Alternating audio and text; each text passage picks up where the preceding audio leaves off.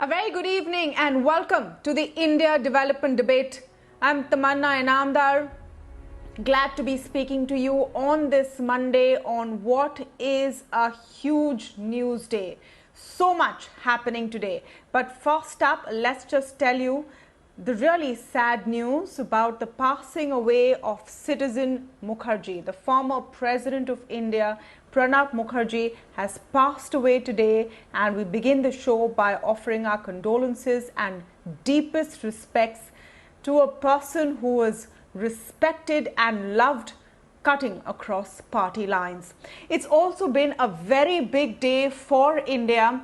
The first quarter GDP numbers are out, and the economy, we now know, has contracted nearly 24%. 23.9 is the exact figure in the months of April, May and June. Now, these are the months which saw the severest form of lockdown, and that could explain a large amount of this contraction. But is it all just an act of God? That's the first big story we're tackling on the show. I have a great speaker, Dr. Arvind Panagariya, to speak with us on this. We are also going to look at the retail space. A huge deal has gotten finalized. It was in the works, but it has gotten finalized over the weekend, which is Reliance Industries effectively buying all the viable retail businesses of the Future Group in what they're calling a slump sale. What that very simply means is that Mr. Biyani continues to run Future Enterprises with whatever businesses are left, but all the retail businesses go to Reliance Industries. What does that mean for the retail sector? Is it going to see the kind of shake-up that the telecom sector saw when Jio first entered the market? What does it mean for the future of Kishore Biyani? I have a great panel lined up on that. Do join us. We're also going to touch upon the story of possibly the new king of airports. The Adani Group has bought its 7th airport, or at least the rights to run its 7th airport, and it's the crown jewel really, because it's the Mumbai International Airport that effectively gives them an entry into the upcoming Navi Mumbai International Airport as well. Now, with these 7 airports, is Gautam Adani the next king of airports? So a lot lined up for you on the show this evening. Well, there you have it. The estimates of how deeply the GDP will contract between the months of April, May and June varied from about minus 15% to minus 25%. While the number which has come forth from the government right now is closer to the deeper end of the cut. It's minus 23.9% of a contraction for these months. But important to remember a couple of things. Number one, this is during the lockdown when everything came to a standstill, so a deep cut was expected. Secondly, it would have been difficult due to the lockdown once again and various other conditions caused by the coronavirus pandemic to go out and get accurate data. Third important point is, as expected, construction, manufacturing, mining, all of these spaces have done very poorly. But there seems to be a glimmer of hope in the agriculture numbers, which are up 3.2% despite these terrible months. So helping us make sense of all of this data now and what it really means for India is Dr. Arvind Panagariya, top economist and of course first VC of the Niti Aayog. Great to have you once again on this show, sir. Hope you're doing well. And what do you make of the numbers? Okay, always a pleasure to be with you, Tamanna. Thanks for having me. I've been well. I think, as long as you take enough precautions, you can do okay. Precautions include, most importantly, wearing a mask whenever you go out. So, which is what I do if I have to go out. But largely, I have not been going out a whole lot. All right, so the numbers. So it's not hugely surprising, Tamanna. Everywhere numbers have gone down, and in some countries more than in others. India is certainly on the high side, but not the highest for sure. The numbers I've seen for the United States for the same quarter, April to June 2020, the decline has been 32.9%. So even larger than what we have seen in India, going by the current numbers. As you said, very, very rightly, glimmer of hope is agriculture. And that is a major reason to be actually feel good, because a very large part of the population in India lives in rural areas, and the very fact that agriculture managed to grow 3.4% during this quarter tells us that at least the rural economy is doing kind of okay. It probably also says something about the incidence of COVID, which it seems, my impression was that this was largely an urban phenomenon in India, and the numbers seem to sort of corroborate that. So not a big surprise in the numbers. Also, just one point I may note actually before we go further, which is that, there's something I've been saying for a long time, that look, as far as people are concerned, what happens to agriculture is very, very important. And at the same time, as far as the GDP is concerned, what happens in agriculture is of very limited consequence. And you can see there that, agriculture has grown 3.4%, and yet the GDP growth has gone down. GDP has fallen by some 23.9%. So because the agriculture is now only 14-15% of the GDP, perhaps even slightly less. So growth in agriculture doesn't help the overall GDP growth a whole lot. So that I think, so it matters because a lot of people are there. Right. But as far as GDP is concerned. Dr. Panagariya, one thing I really want to understand from you, and I'm going to ask you a very simple, basic question, because I think sometimes when we talk about data and numbers and GDP, we tend to forget what the whole point of it is. Why is this number important? Why is it important to understand that the Indian economy actually contracted 24% in the first quarter, the worst ever on record? And why is that worrisome despite, Corona and all of those things? If you can explain to us in simple terms what that means for the people of this country and for the kind of recovery we hope to see. What does it mean for jobs? What does it mean for incomes? What does it mean for expenditure? Yeah, very good question, Tamanna. I think the simplest way to think of it is to think of the economy just as we think of ourselves as individuals or as households. So think of it that, if tomorrow your income and my income is cut, and not think of the poor, of course, we probably have some cushion to survive. But for the poor who live on a day-to-day basis, on the income that they generate daily, on a daily basis, if you suddenly find that everybody's income has been cut by 25% or 23.9, 24%, a quarter, so if you were earning 5,000 rupees per month, or let's say 4,000 rupees per month, it goes down to 3,000 rupees per month. Now, that makes it extremely hard to make the ends meet. Not particularly any different for the nation as a whole. When this kind of a large decline in income happens, it also means that these wages and salaries are declining on average, sort of almost proportionately. Also, very importantly, it also means that the government's income falls. And to the extent that for the poor, government often provides the cushion, the government is the source of some significant income transfers through, say, Narega, through PM Kisan, through various kinds of social schemes that the government runs. All those schemes are in danger, because if the government doesn't have income, meaning its revenues, how is it going to finance all the social spending? Not to mention other areas like the defense, very important, education, health. So, the GDP that we talk about is a measure of all that. GDP is the measure of overall output, overall value, overall income that we generate each year, which we can also measure on a quarterly basis or on a monthly basis.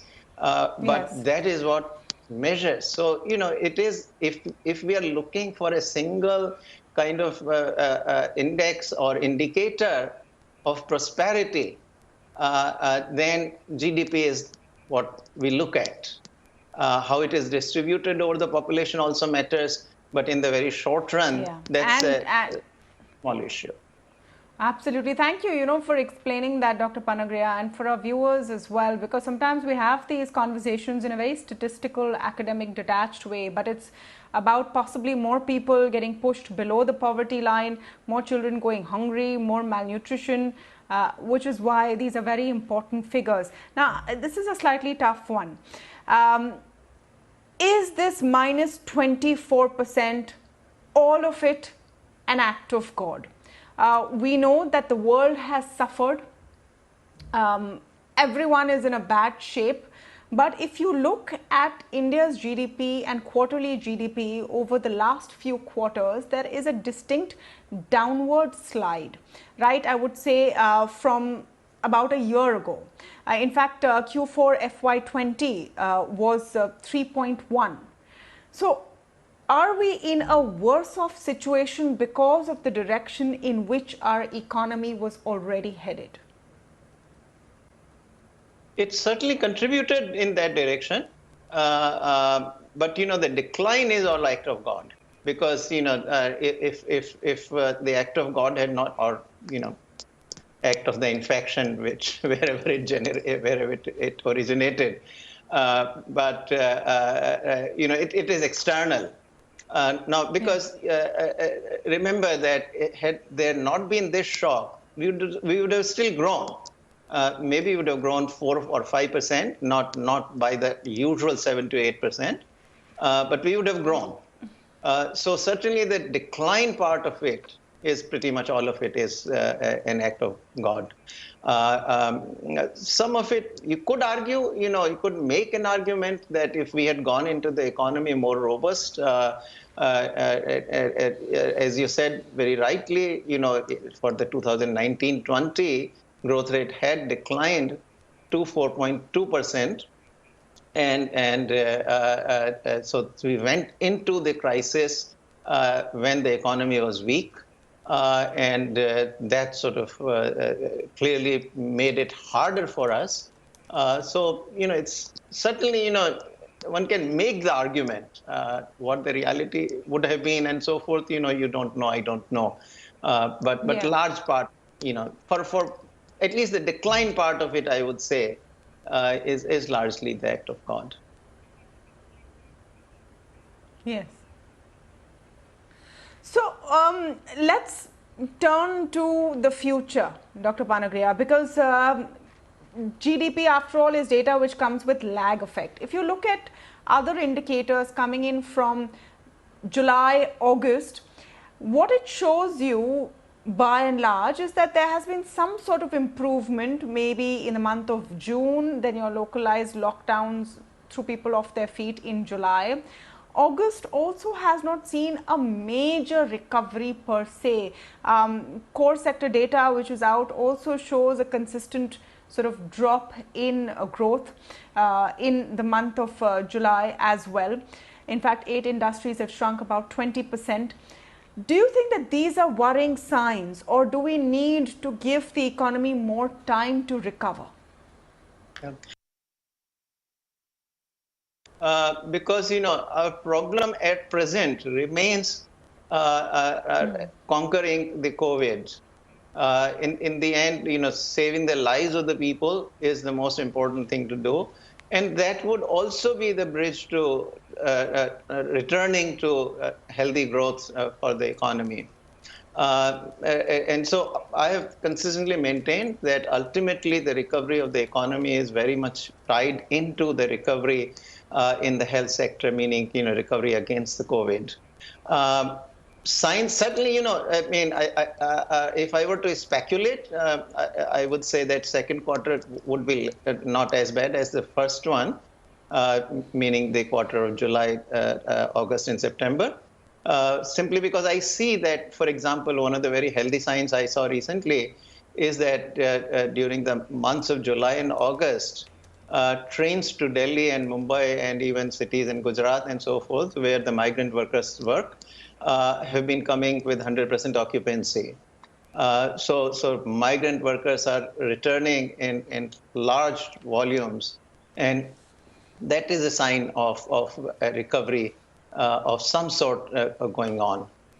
So I'm less worried, but we have to concentrate and focus on winning the COVID.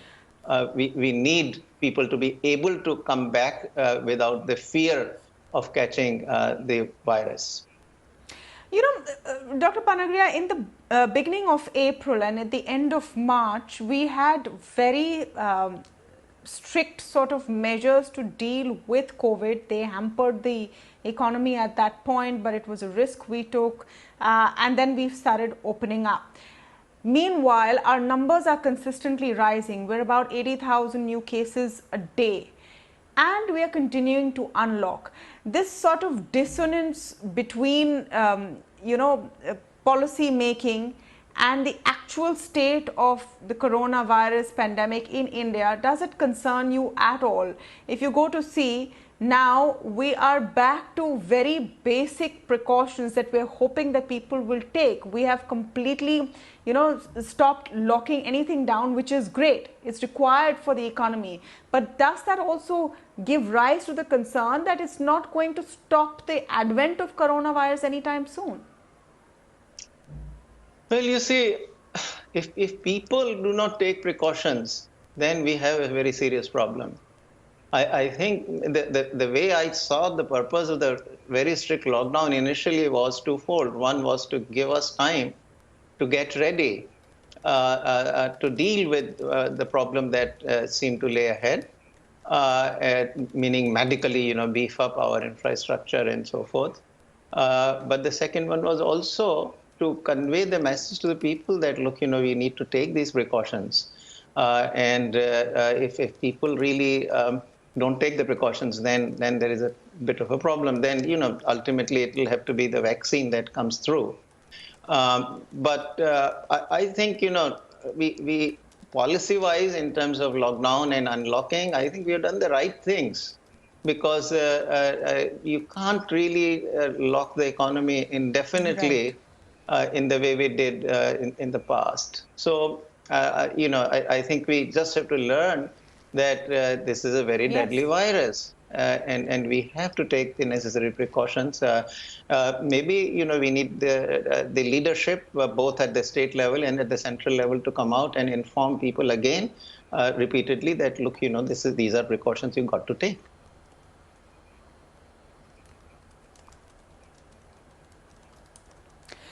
Just one last question, Dr. Panagariya, and this is about the track record of consumption. We need to urgently revive consumption. This was a concern in the economy even pre-COVID, now more so. How do you think this will happen, or will it just have to take time as the migrant workers come back, as industries start opening up, or do we need to sort of jolt that consumption and that spending? Yeah, so you see, one needs to, I'm not clear whether the problem is on the demand side or on the supply side. At least some indicators, particularly from the rural economy, seem to suggest that that the demand is not as weak as we might think. But if there is a demand weakness, and one can probably try to gauge that from the inventory accumulation. I don't know those numbers. But if inventory accumulation is happening faster than normally, and the inventory levels are but they are in normal times, then we know that there is a demand problem. In that case, I think, we will have to take the necessary measures on the demand side. And this is where I feel very good that, we did not waste all our firepower at the beginning of this crisis, contrary to, a lot of people were advising the government to go whole hog and make transfers worth 20% of the GDP and all. So we didn't do that. So there is perhaps some bit of room there, and the government could certainly, help the demand by increasing spending, maybe transfers and all. But that's a judgment that has to be based on the data. What is happening to inventories? Is the problem on the demand side, or is the problem on the supply side? If it's a supply side problem, then I don't think demand, we need to do a major stimulus. Absolutely. We'll have to wait and watch and track this space very closely. But thank you so much, Dr. Panagariya, for joining us today in the discussion. Always a pleasure, Tamanna. Thank you for having me.